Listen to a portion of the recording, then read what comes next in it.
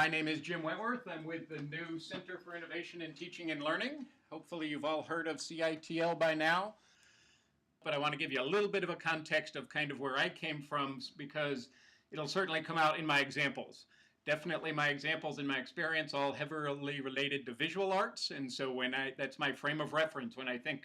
And so when I start talking about authentic assessment, it's a natural for me that almost everything in the arts is kind of project-based. You do work on creative projects, and so authentic assessment's kind of a natural way to get there.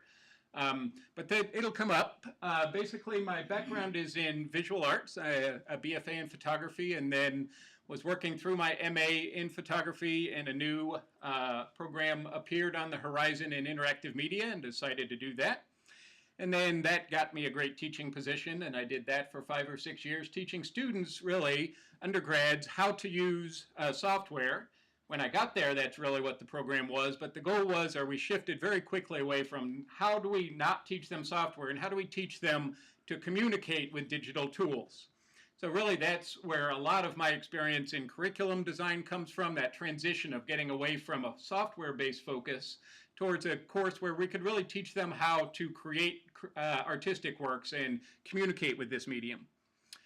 And then I worked as an instructional designer. I actually oversaw the program at CU Boulder for quite a number of years. Here a few others, the University of Illinois at the bottom, obviously not listed in rank of importance.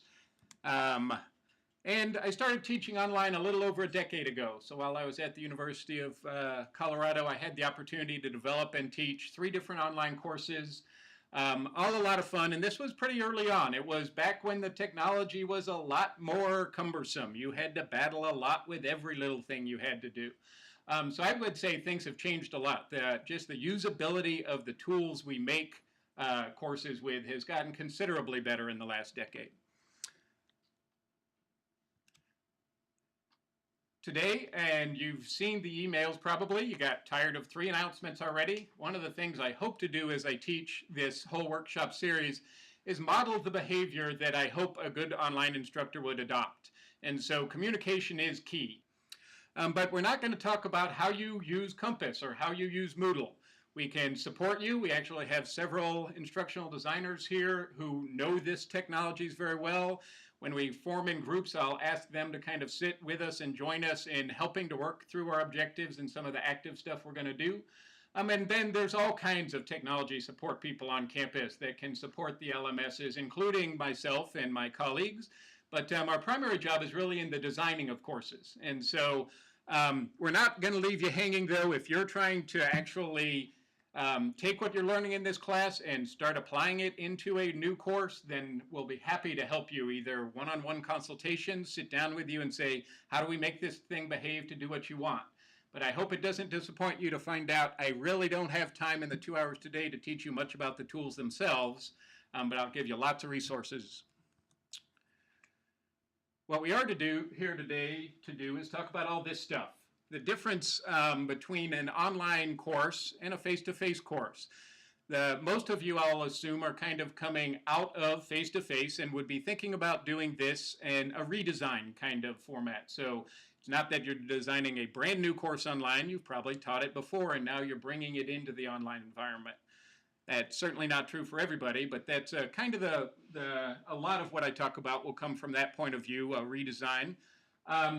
Key things here. This number one thing to walk away, it's not a one-to-one kind of transfer. The last thing you want to do is think about, how do I take what I do in my class and convert it for the online world? How do I take my 50-minute lecture and then that discussion section and bring that to the students all over the world? That's just not the way you want to approach it. Really, teaching online opens up whole new opportunities, and in a way, being in the classroom is very restrictive. And so we get around a lot of the restrictions when you move online, and a lot of freedoms show up, a lot of opportunities. So really, thinking from the ground up, how do I approach teaching in this new environment? I know, and that's why I asked you to start with objectives. We're going to start designing a course. We need to know what are the outcomes of that course. And so I hate to assign you homework that seems like it has nothing to do with online teaching, but it has everything to do with online teaching. If we can't define our outcomes well, we can't begin to design a good course that will meet those outcomes. So we're not tied to time and place constraints. That's a huge one. Get away from the notion that I deliver 50 minutes worth of content, because right now it doesn't matter how long your content is anymore. We're going to try to be brief with presenting your content. You're going to try to be concise, but you're no longer tied to thinking about, well, in 50 minutes I cover these 3 topics, because that whole thing breaks down online. We're going to try to modularize your content delivery as much as possible. And so a lot of times people will translate that into, okay, well, I do a lecture, and in that lecture I cover these 4 key concepts. So I'll make that lecture 1 module, and then I'll design that. But really, we're getting down much more granular. We want to design around single concepts. At the best, an assignment perhaps, it might be the largest you would grow to. But think about how many concepts you deliver in that lecture, in that 50-minute lecture, and what are the key things you want them to walk away with, right? Those are what we want to get down to. You want to build a great learning experience around each of the key concepts and then kind of string them together to make a great learning experience for your students. If things go well, what we're going to do today is work through this process where you will look at your objectives. You'll kind of hone those with some help from your colleagues. And then we'll start talking about how do you assess that objective then? How do I develop a great assessment strategy? And I'm going to stay away or steer you away as much as possible from the idea of put the quiz online and go on to the next unit, because there's so many more interesting ways we can try to get students to show us that they've met the objectives rather than asking them to repeat it back in a quiz.